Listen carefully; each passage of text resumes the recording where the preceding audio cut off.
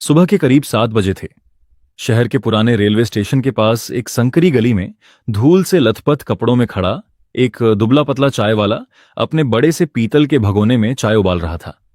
मटमैली बनियान, घिसा हुआ कुर्ता, पैरों में टूटी चप्पल, माथे पर हल्का पसीना। कोई भी उसे देखकर यही सोचता कि यह बस एक गरीब चाय बेचने वाला है, लेकिन हकीकत इससे कहीं ज्यादा गहरी और चौंकाने वाली थी। वो चाय वाला कोई और नहीं बल्कि जज अरविंद प्रताप सिंह थे, शहर के सबसे सख्त, ईमानदार और साफ सुथरी छवि वाले न्यायाधीश। उनके बारे में कहा जाता था कि न्याय से बड़ा उनके लिए कोई रिश्ता नहीं। लेकिन पिछले कुछ महीनों से उन्हें एक बात खल रही थी, थाने में रिश्वत का कारोबार फूल फल रहा है और कोई भी एफआईआर बिना पैसे के दर्ज नहीं होती। उन्होंने कई शिकायतें सुनी थीं, किसी का केस आगे नहीं बढ़ा, किसी की सुनवाई तक नहीं होती, किसी की गुमशुदगी रिपोर्ट बिना रकम के स्वीकार ही नहीं की जाती, और किसी को शक भी नहीं हुआ कि एक दिन जज साहब खुद इस सच को परखने एक चाय वाले का भेष बनाकर उतर आएंगे। उस सुबह उन्होंने अपने ड्राइवर को नहीं बुलाया, न्यायालय के ऑफिसरों को नहीं बताया, बस पुराने पड़ चुके कपड़े पहने, दाढ़ी बाल बिखराए और चाय की केतली लेकर निकल पड़े। उनका पहला कदम था सिटी थाना, वही थाना जिसके खिलाफ महीनों से शिकायतें आ रही थीं। सड़क पार करते ही उन्हें 3 पुलिसकर्मी चाय पीते दिखे। उन्होंने मुस्कुराते हुए आवाज लगाई, चाय ले लो साहब, ताजी है। एक सिपाही ने बिना देखे कहा, अरे बाबा, बाद में, पहले अंदर वाले साहब को दिया, रोज यहां से लेता है। जज साहब ने एक पल के लिए आंखें उठाईं। एक भारी भरकम इंस्पेक्टर अपनी कुर्सी पर पान चबाते बैठा था और मोबाइल पर चिल्ला रहा था, पैसे दे देगा तो एफआईआर लिख देंगे, नहीं तो कह दो इंस्पेक्टर साहब बाहर गए हैं। जज साहब का दिल तड़प उठा, लेकिन चेहरा शांत रहा। वो धीमे धीमे चाय की केतली उठाकर थाने के अंदर गए। इंस्पेक्टर ने चाय वाले को देखते ही भौंसी खोड़ ली, क्यों रे, बार बार आने लगा है, आज मुफ्त चाय नहीं मिलेगी, समझा? जज साहब ने विनम्रता से कहा, साहब, मुझे आपसे एक बात पूछनी थी। इंस्पेक्टर मुस्कुराया, वह मुस्कान जिसमें तिरस्कार था। चाय वाला मुझसे बात पूछेगा, चल जल्दी बता, काम की बात कर। जज ने अपनी आवाज थोड़ी भारी की, अगर किसी गरीब को न्याय चाहिए तो कितने पैसे लगते हैं साहब? पूरे कमरे में सन्नाटा। इंस्पेक्टर ने पहले तो सोचा चाय वाला मजाक कर रहा है, फिर उसने हंसते हुए कहा, घटना कैसी है उसके हिसाब से रेट अलग अलग।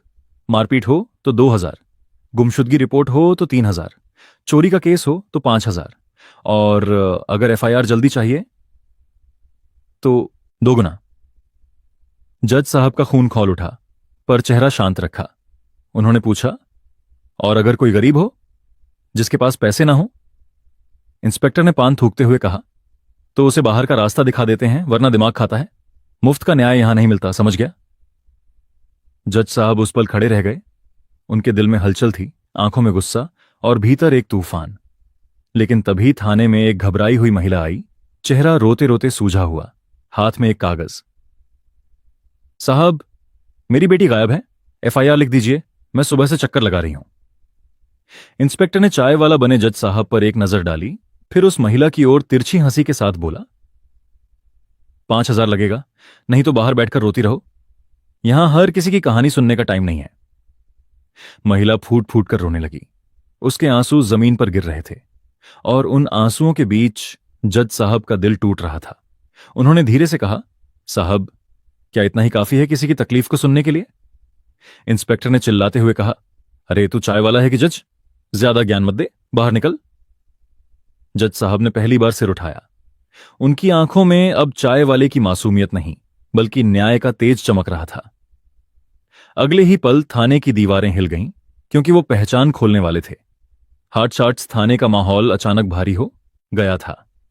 एक तरफ रोती हुई महिला थी, दूसरी ओर इंस्पेक्टर की जहरीली हंसी, और बीच में खड़ा था एक चाय वाला जिसकी आंखों में अब एक अलग ही चमक थी। किसी को अंदाजा नहीं था कि अगले कुछ मिनटों में इस थाने की तकदीर बदलने वाली है। इंस्पेक्टर फिर गरजा, बोले, सुना नहीं? बाहर निकल, बहुत दिमाग खा लिया तूने। जज साहब ने अपनी फटी बनियान और मैले कुर्ते की तरफ देखा। एक क्षण को जैसे उन्होंने आखिरी बार इस भेष को महसूस किया।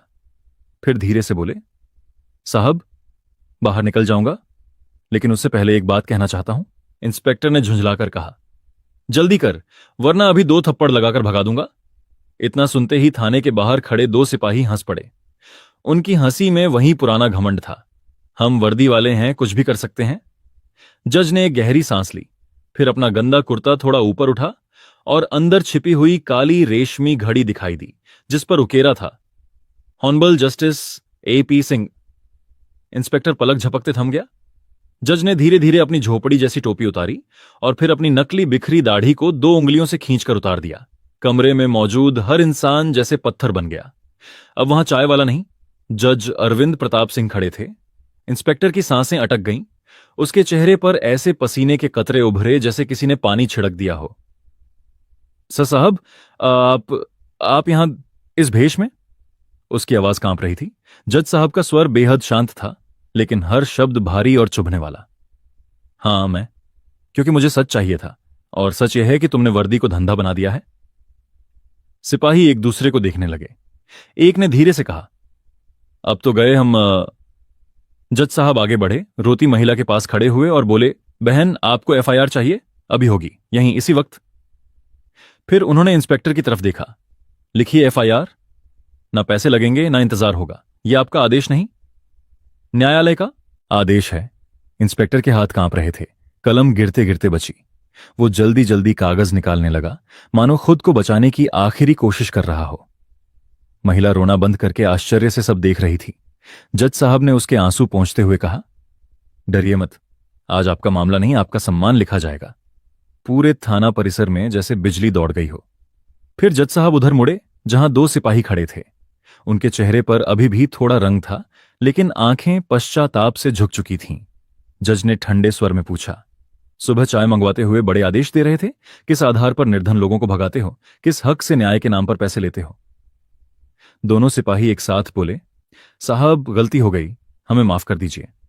जज ने कठोर आवाज में कहा, गलती तब होती है जब इंसान बेखबर हो। यह तो अपराध है, और अपराध का फैसला अदालत में होता है। इंस्पेक्टर के पैरों से मानो जमीन खिसक गई।